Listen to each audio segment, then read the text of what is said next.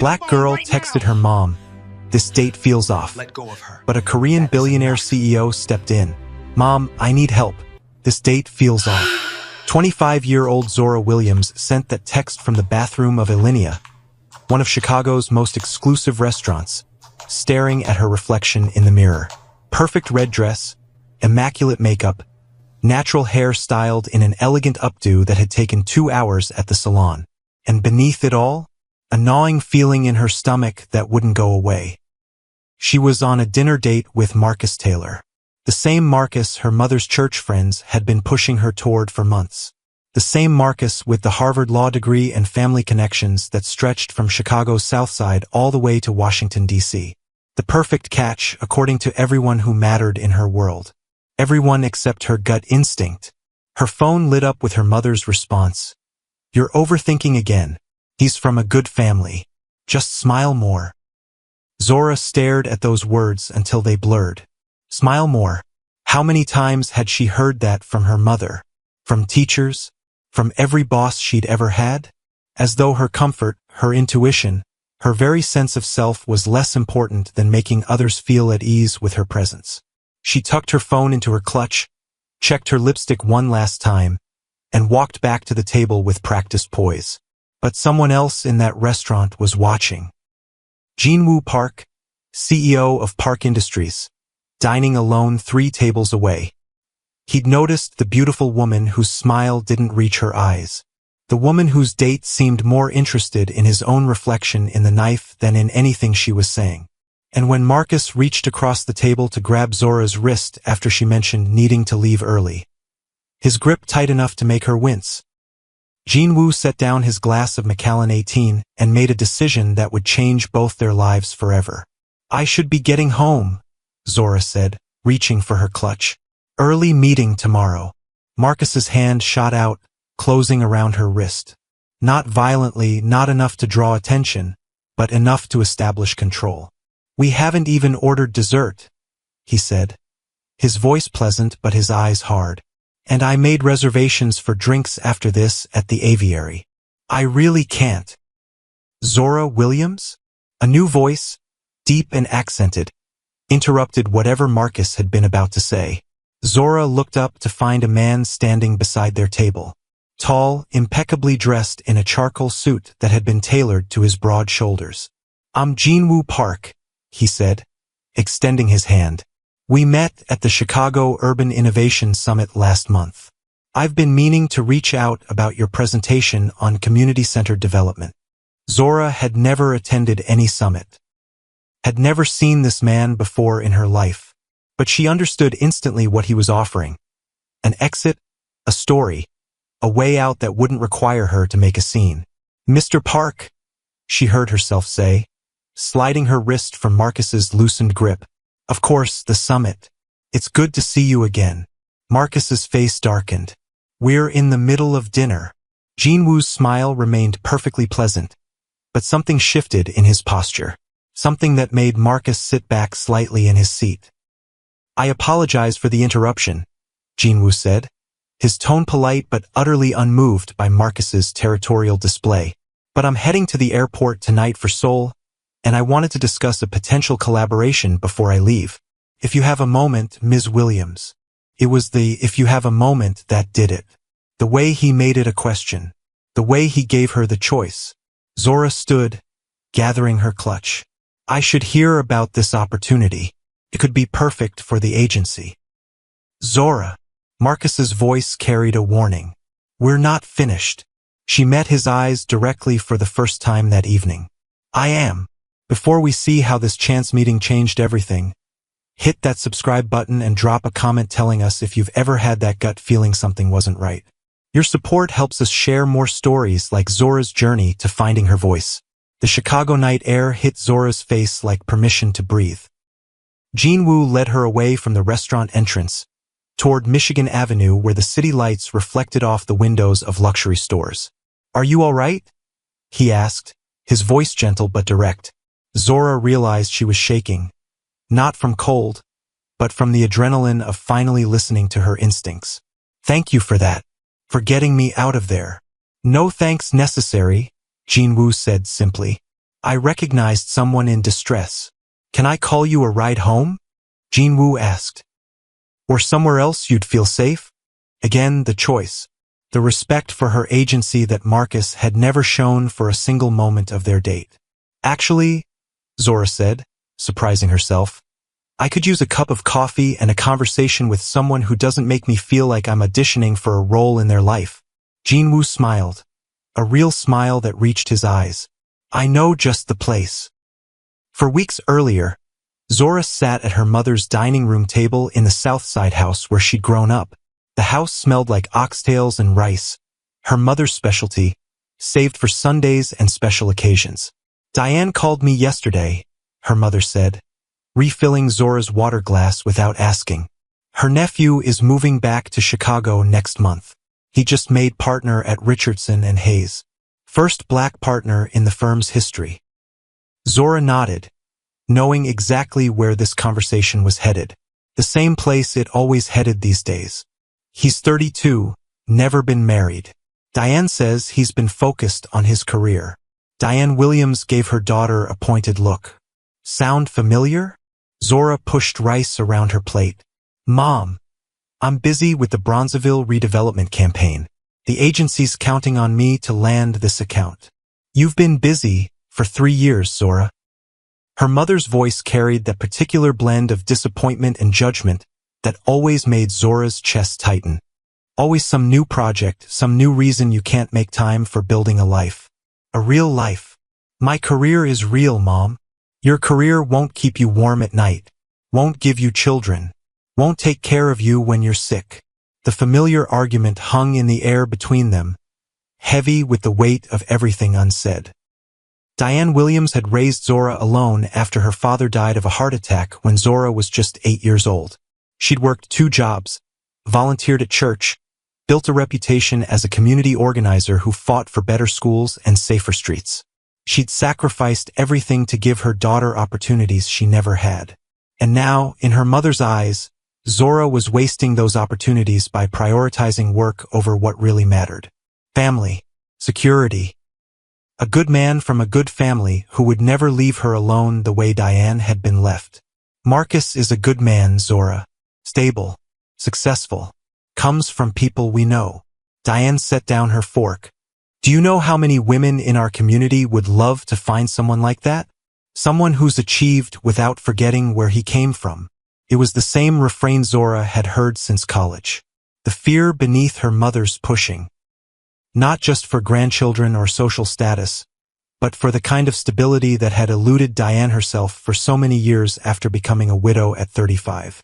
When Zora finally agreed to one date with Marcus, just one, it wasn't because she was interested. It was because she was exhausted. Exhausted from defending her choices. Exhausted from managing her mother's disappointment. Exhausted from wondering if maybe, just maybe, she was being too picky, too focused on her career, too difficult. The truth was Zora had dated. She'd been in relationships that felt promising until they weren't. There was David, who'd said he supported her ambition until her promotion meant she sometimes worked later than he did. There was Jamal, who'd loved her drive until she refused to scale back to start a family before she was ready. There was Andre, who'd seemed perfect until he suggested that maybe she was too intense for most men. Each relationship had ended the same way, with Zora choosing herself, her dreams, her vision for her future. And each ending had cemented her mother's belief that Zora was sabotaging her own happiness with impossible standards. But sitting across from Marcus for 2 hours had been an exercise in swallowing her authentic reactions. Marcus spoke exclusively about himself.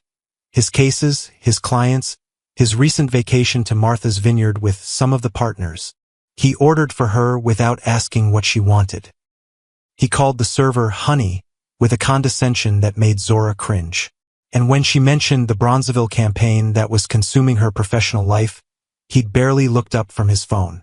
Community redevelopment is admirable, he'd said, in the tone one might use for a child's science project. But the real money is in corporate law. That night changed everything. Zora and Jinwoo ended up at a 24-hour diner in River North, drinking terrible coffee and talking like old friends. Jinwoo told her about Park Industries, the tech conglomerate his grandfather had started as a small electronics shop in Seoul after the Korean War, about how he'd transformed it from a traditional manufacturing company into a leader in sustainable technology, about the pressure of being the third-generation CEO of a family business that employed thousands. My grandfather built Park Industries from nothing after losing everything in the war, he said, his fingers tracing patterns on the Formica tabletop. I was groomed from childhood to take over, to continue the legacy. Was that always what you wanted? Zora asked, finding unexpected parallels in their stories, despite their different backgrounds. Jinwoo's smile was tinged with something complicated. I wanted to be a research scientist, molecular engineering. I was halfway through my PhD at MIT when my father had his first stroke. I came home to help temporarily, but, he shrugged. Family obligation can be a beautiful, terrible thing. The words resonated with Zora in a way she couldn't fully articulate. She told him about Lewis and Branch, about being one of the few black women in executive positions in Chicago marketing, about the Bronzeville redevelopment campaign she was passionate about, using her skills to help revitalize the historic black neighborhood without displacing the community. My mother thinks I care too much about work, she admitted somewhere around midnight. She wants me settled, secure. Jinwoo nodded. My mother had my marriage arranged by the time I was 25. To the daughter of my father's business partner. I disappointed many people when I refused. What happened? I told my parents I would run the company their way, but I would build my personal life my way. A shadow crossed his face. It was not an easy conversation. The weeks that followed unfolded with an ease that both excited and terrified her. Jinwoo extended his Chicago stay, claiming interest in potential American investment opportunities. He arranged meetings between Zora's agency and Park Industries' community outreach team.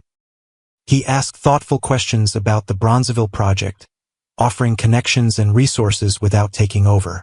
Their professional relationship quickly developed alongside something more personal. Dinners to discuss business became dinners where business was barely mentioned. Jinwoo took her to the Art Institute on a Sunday afternoon, confessing a particular love for the museum's collection of East Asian art. Zora brought him to her favorite jazz club in Bronzeville, introducing him to the neighborhood she was fighting to preserve. It was the most honest connection Zora had ever experienced with a man. No games, no performance, no strategic withholding of parts of herself that might be deemed too much. Jinwoo seemed to appreciate exactly the qualities that had made others uncomfortable. Her ambition, her directness, her refusal to settle. But reality couldn't be held at bay forever. 6 weeks after they met, Jinwoo received an urgent call from Seoul. Park Industries was facing a hostile takeover attempt by a consortium of investors. His presence was required immediately. The night before his departure, they sat on the balcony of his penthouse overlooking the lake. Come with me to Seoul, Jinwoo said suddenly. Not forever. Just for a week or two. See my world as I've seen yours. Zora's heart raced at the invitation. But beneath the excitement lurked fear. Not of traveling halfway around the world with a man she was falling for, but of what awaited her back in Chicago when she returned. I have the Bronzeville presentation in 3 weeks, she said quietly. And my mother. Jinwoo nodded, understanding what she wasn't saying. Your mother would disapprove. It's not that simple, Zora sighed. Her whole life has been about security, about making sure I never face the hardships she did. In her mind, that means a certain kind of life, a certain kind of man. Someone like Marcus, Jinwoo finished, from your community, with an understandable context. Not a foreigner who lives 8,000 miles away most of the year. The truth of it hung in the air between them. Jinwoo might be wealthy, successful, kind, but he represented a kind of uncertainty Diane Williams had spent her entire life trying to protect her daughter from. 2 days later, Zora stood in her mother's kitchen, helping prepare Sunday dinner as she had hundreds of times before. The familiar ritual, washing greens, seasoning chicken, stirring pots, had always been a space of connection between them. Today, it felt like moving through a minefield. Diane says Marcus hasn't called her back about you, her mother said, cutting cornbread into neat squares. Said he felt disrespected when you left your date for some work emergency. Zora's hands stilled over the pot she was stirring. The moment of truth had arrived sooner than she'd expected. It wasn't a work emergency, Mom. I left because Marcus was controlling, dismissive. He grabbed my wrist when I tried to leave. Diane's knife paused briefly before continuing its precise movements. Men like Marcus are used to a certain kind of attention, Zora. You can't expect someone raised in his world to not have some traditional expectations. Traditional expectations or not, I didn't feel safe. Zora turned to face her mother directly. And the work emergency was actually someone helping me leave a situation that felt wrong. Someone, a man named Jinwoo Park. He's the CEO of Park Industries. And we've been seeing each other for the past 6 weeks. The cornbread knife clattered onto the counter. Park Industries? The Korean company. Diane's voice rose with each word. You've been dating some Korean businessman and didn't tell me? He's not just some Korean businessman, Mom. He's brilliant, kind, supportive of my work. Where did you even meet someone like that? What do you know about him, about his family? I know he respects me. I know he sees me, really sees me, not just what I represent or what role I could fill in his life. Zora's voice cracked slightly. I know he makes me feel more like myself than I've ever felt with anyone else. And what happens when he goes back to Korea? When the novelty wears off? When he realizes that dating a black woman from Chicago's South Side doesn't fit into whatever dynasty his family's building? There it was, the fear beneath the anger. The same fear that had driven every push toward suitable men like Marcus. The fear that Zora would give her heart to someone who would deem her unworthy once they saw the entirety of who she was, where she came from.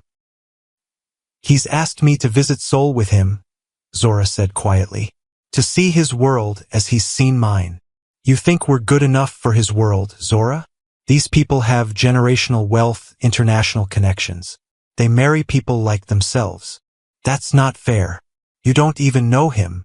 I know how the world works. Diane's voice dropped, heavy with the weight of hard-earned wisdom. I know what happens when people cross certain lines. When they think love is enough to overcome differences in culture, in background, in expectations.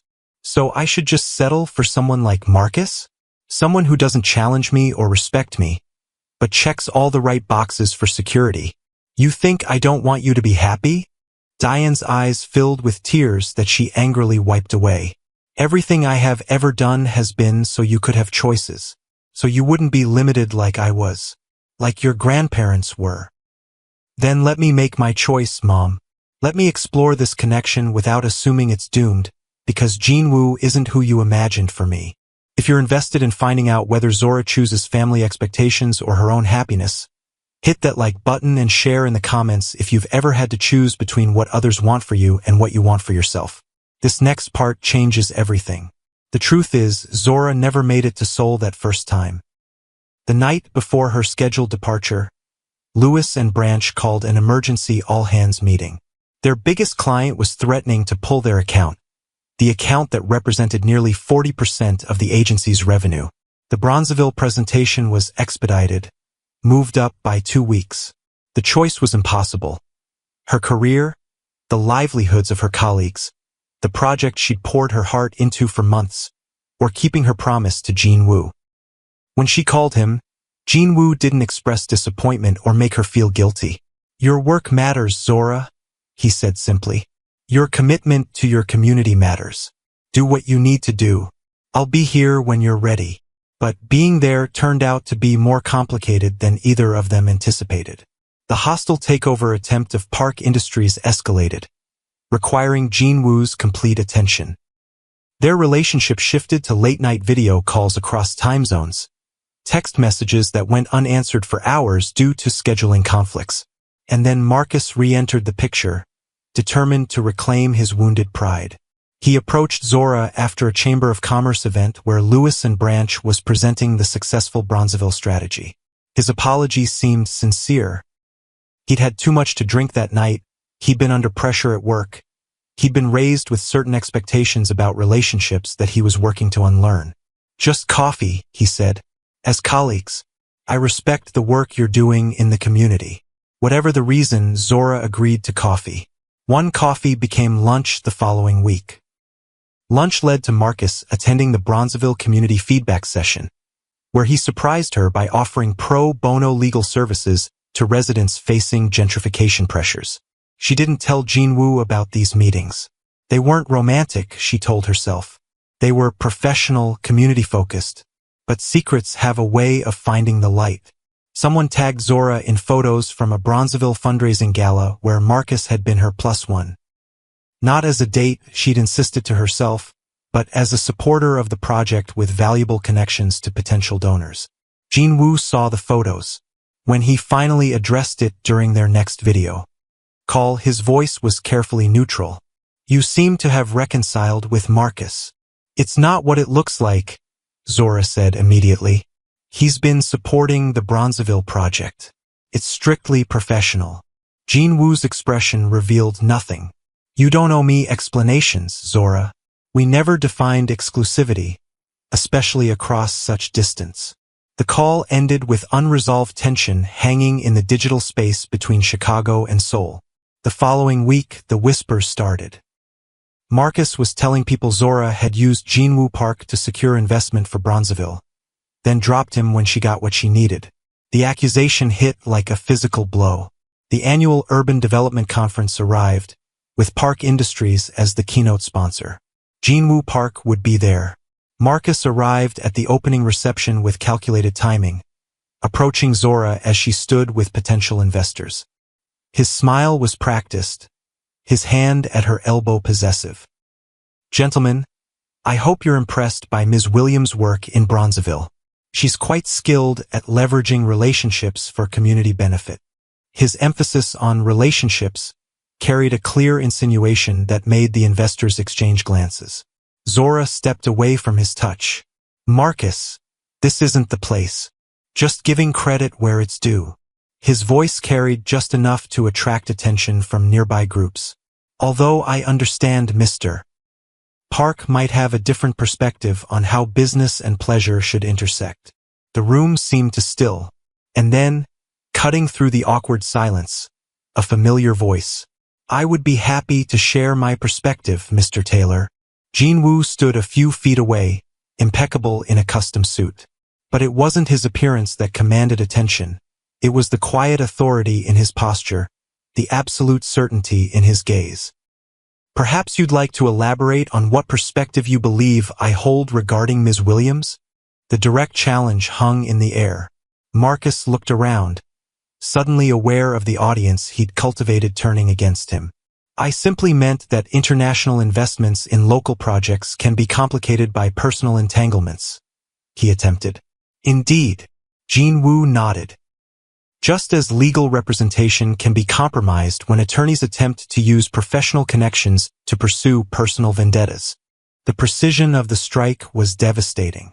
Several people in the group were partners at Marcus's firm. Once they were alone, Zora exhaled shakily. "Thank you for that. Again, you seem to make a habit of saving me from Marcus Taylor." Jinwoo's expression softened slightly. "I wasn't saving you. I was defending us both from mischaracterization." "I saw the photos," he said finally, "with Marcus at the fundraiser. It wasn't what it looked like." Zora began, then stopped herself. "No, I need to be completely honest. I started meeting with Marcus professionally after he apologized. I didn't tell you because it didn't seem important." "I'm not concerned about Marcus," Jinwoo said quietly. "I'm concerned about the distance between us, not just physical distance but the space where assumptions grow. Where your mother's concerns and my family's expectations create doubts neither of us voice." He was right, and his insight pierced straight through Zora's defenses. The real issue wasn't Marcus or social media photos or industry gossip. It was the fundamental question neither of them had fully addressed. Could a relationship survive across such profound differences of culture, geography, and family expectations? "I need you to know something," Jinwoo continued. The night I intervened at the restaurant, it wasn't random. I recognized your distress because I felt it myself. That moment when you're caught between politeness and self-protection, between meeting others' expectations and honoring your own instincts. He paused. I've spent most of my life balancing duty and desire, tradition and innovation. Finding you, someone who understands that struggle intimately, who fights for her community while refusing to be limited by others' perceptions. That wasn't business, Zora. It was recognition. The simple truth of it resonated in ways grand romantic declarations never could have. Jinwoo wasn't offering fantasy or escape. He was offering understanding, partnership, the freedom to be fully herself alongside someone navigating his own complex path. The takeover attempt at Park Industries has been resolved, he said. I'll be in Chicago more frequently to establish our new North American headquarters. If you're willing to try again, to build something real across the complications of our lives, I'd like that very much. Zora thought about her mother's warnings, about Marcus's manipulations, about every voice that had ever told her to choose the safe path over the authentic one. Yes, she said simply. I would like that too. 2 days after the conference, Zora sat in her mother's living room and told Diane everything. About Jinwoo's second rescue at the conference. About Marcus's attempt to destroy her reputation. About the connection she and Jinwoo had built despite every complication. I'm not asking for your blessing, Mom, she finished. I'm asking for your trust. Trust that you raised a daughter who knows her worth, who won't settle for less than she deserves, even if what she deserves doesn't look like what you imagined. Diane was quiet for a long time. You think I don't understand choosing love over security? She finally said. You think I don't know what it means to follow your heart against advice? Your father was a musician when I met him, Diane continued, her voice soft with memory. My parents thought I was throwing my life away on a man with no stable future. They wanted me to marry a postal worker who'd been pursuing me for years. Dad was a musician? Zora had always known her father worked in advertising before his death. The revelation of an earlier creative life stunned her. Saxophone. Jazz clubs all over the South Side. Diane smiled faintly. He went back to school for marketing after you were born, built a career where his creativity could support a family. But I fell in love with him when his future was anything but certain. She reached for Zora's hand. I don't fear Jinwoo because he's Korean or wealthy or different. I fear the uncertain path because I've walked it. Because when your father died, I learned how quickly security can vanish, how alone you can be when you've built your life around someone else's dreams. I wanted to protect you from pain, but maybe I've been protecting you from the wrong things. Maybe the greatest risk isn't in choosing someone different than what I expected. Maybe it's in not choosing authentically at all. 3 months later, Jinwoo invited Diane to dinner at his newly established Chicago residence. He'd arranged for the meal to be prepared by a chef who specialized in both Korean and Seoul food traditions. A thoughtful bridge between cultures that brought tears to Zora's eyes. Zora tells me you've been offered a position at the National Urban Development Council, Jinwoo said as dessert was served. An incredible recognition of your work on the Bronzeville project. Diane looked at her daughter with surprise. You haven't given them an answer yet? Zora set down her fork. I've been considering all the implications. The position would mean relocating to Washington, D.C. at least part-time. Leaving Chicago, leaving the agency, leaving the relationship you've been building, Diane finished for her. I don't want to make the same mistake twice, Zora admitted. Choosing career over connection. But this opportunity, it's everything I've worked toward. Jinwoo reached for her hand across the table. Park Industries has operations in D.C. Our North American headquarters will remain in Chicago, but we've been considering a government relations office near Capitol Hill for years. Diane watched this exchange with an expression Zora couldn't quite read. So you'd follow my daughter to D.C.? Not follow, Jinwoo corrected gently. Expand alongside. Build parallel paths that support each other's growth rather than requiring sacrifice. 6 months later, Zora stood in her new apartment in Washington, D.C. surrounded by half-unpacked boxes. Her phone rang, her mother, calling for their daily check-in. Which reminds me, you need to call Jin Woo. He called me this morning asking about your grandmother's ring. Zora's heart stuttered. He what? Asked if I still had your grandmother's ring. Said something about Korean tradition respecting family heirlooms. Diane's tone was carefully casual, but Zora could hear the smile in her voice. I told him I did, but that he needed to talk to you first.